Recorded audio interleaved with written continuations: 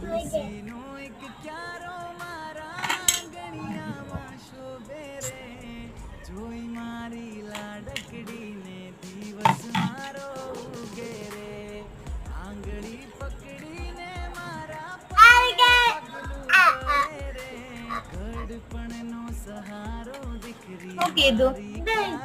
એમ કીધું એમ કીધું. ક્યારે આવશે? ક્યારે આવવાના? આવે છે? ક્યાં પહોંચ્યા? પૂછી લે તો ક્યાં પહોંચ્યા, ફોન કરીને પૂછતો.